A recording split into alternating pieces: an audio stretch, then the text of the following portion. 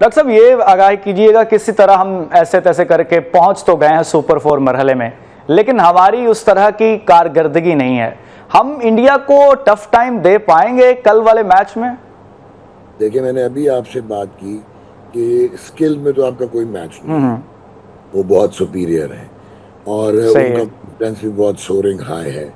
लेकिन आपका one odd, मैं कह रहा हूँ ना कि आपके में 2 3 4 प्लेयर्स ऐसे हैं जो on their day single handedly अगर कोई परफॉर्मेंस दे दें तो then of course you have an opportunity.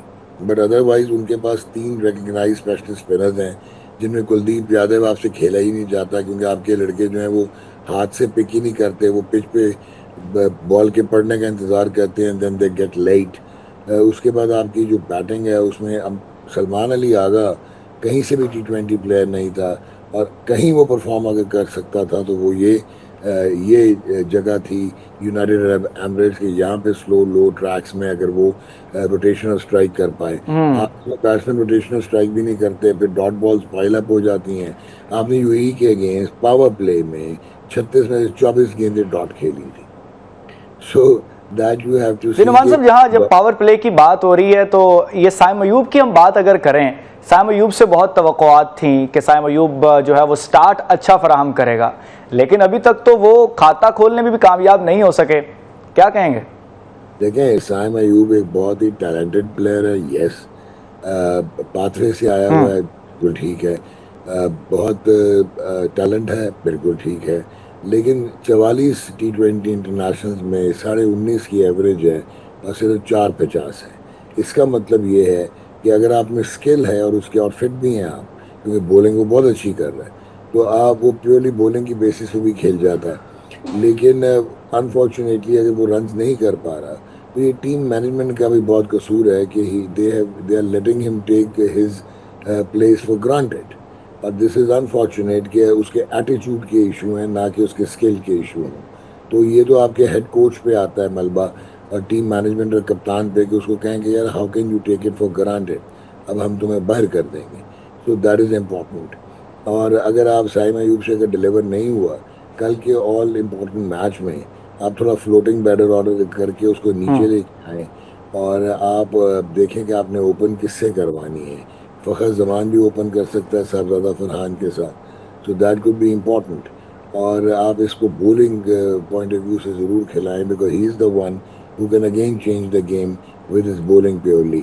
लेकिन he has been a disappointment in T20 cricket, in test cricket. ये सिर्फ परफॉर्म किया हुआ है इसने ऑस्ट्रेलिया में, साउथ अफ्रीका में, that was in one day internationals. अगर पावर प्ले के बाद मिडिल ओवर्स की बात करें तो पाकिस्तान ने पिछले मैचेस में महज 36 रन्स बनाए हैं, इससे ज़्यादा नहीं बनाए। अब क्या देख रहे हैं कि मिडिल ओवर्स में भी क्या चेंजिंग करने की ज़रूरत है, या तो क्योंकि स्ट्राइक भी हम रोटेट नहीं कर रहे, इसके अलावा आप क्या समझते हैं पॉलिसी क्या होनी चाहिए इस मैच में? देखें, अगर आप स्ट्राइक रोटेट नहीं करेंगे तो फंस जाएंगे। कुलदीप यादव तो आपको हिलने नहीं देगा, ठीक है ना। Now this is catch 20। अब आपके पास लड़के तो यही हैं जो आपने खिलाने हैं। प्रॉबेबली जो मैं समझता हूँ कि मोहम्मद हारिस तो एक्चुअली सिलेक्शन ही गलत है T20 की। He is basically one dimensional batsman है, और वो स्लॉगिंग करता है rather than power hitting. Defence है नहीं, यही प्रॉब्लम आती है। तो सलमान अली आगा को देखना पड़ेगा कि शायद हसन नवाज को एक गैम्बल करें और उसको ऊपर खिलाएं। यानी कि रिक्वायरमेंट होगी कि 4 पे अगर हसन नवाज खेलता है और Salman Ali Agha further slip down होता है, तो शायद ये एक अपॉर्चुनिटी बन सकती है आपकी। अदरवाइज मसाइल तो हैं आपके मिडल ऑर्डर के भी। नुमान साहब, आज की बात करें तो आज प्री मैच जो कॉन्फ्रेंसेस हो रही थी सूर्या कुमार यादव ने भी की है, लेकिन जो पाकिस्तान की टीम को और कप्तान को फिर रोक दिया गया है इस प्री मैच कॉन्फ्रेंस से। क्यों कतरा रहे हैं हम मीडिया का सामना करने से? हम कतरा नहीं रहे जी। अगर आप मेरे से सच सुनने की हिम्मत रखते हैं तो हमने किया हुआ ब्लंडर, और हमने बहुत मिस हैंडल किया है इसको, जो ये सारी सिचुएशन हुई। तो उसमें नंबर 1 जो बहुत इंपॉर्टेंट चीज़ ये थी कि एंडी पाइक्रॉफ्ट जो है वो मैच रेफरी था आईसीसी का, और आईसीसी के आप पे लगते हैं कोड ऑफ कॉन्डक्ट लगता है, जो शेकिंग ऑफ द हैंड है या नहीं करना, वो कहीं पे भी मेंशन्ड नहीं है आईसीसी के कोड में। ये जो कोड इसको डील करते हैं वो 2.1.1 है, 2.1.2 है और 2.4 है। और उनमें कहीं पे भी ये मेंशन नहीं। हाँ, उनमें ये जरूर मेंशन है कि failure to maintain the spirit atmosphere of the game. उसके बाद है कि failure to withhold the spirit of the game. और उसके बाद है नॉट टू डीमीन या अपना जो है ऑपोजिशन के साथ बिहेवियर आपका जो है अगर ठीक नहीं है। अब ये क्लॉजेस में ये तो आता है, लेकिन उसने कोई गलत किया नहीं तो आप उस पर सैंक्शन क्या लगा रहे थे? हाँ, आप ये जरूर कह सकते थे कि भाई वो स्पिरिट ऑफ द गेम के अगेंस्ट से हाथ मिलाना, जो कि आईसीसी का कोड ऑफ कॉन्डक्ट डिस्क्राइब नहीं करता, तो उस पर क्या इम्प्लीकेशन होनी थी? हाँ, ये आप कह सकते थे कि यार आप आईसीसी के न्यूट्रल मैच रेफरी, तो आपने हमें क्यों इंडिया का मैसेज दिया? इंडिया की मैनेजमेंट या उनके ऑर्गेनाइजर्स, क्योंकि इंडिया होस्ट है, वो अगर हमें देता तो that would have been different. फिर आपने सोने पे सुहागा ये किया कि अगर उसने हाथ टॉस में नहीं मिलाया तो you should have gotten the wickets. आज जब मैच खत्म हुआ तो शिवम दुबे और जब सूर्य कुमार वापस जा रहे थे तो आप फिर हाथ मिलाने चले गए and you cut a sorry figure.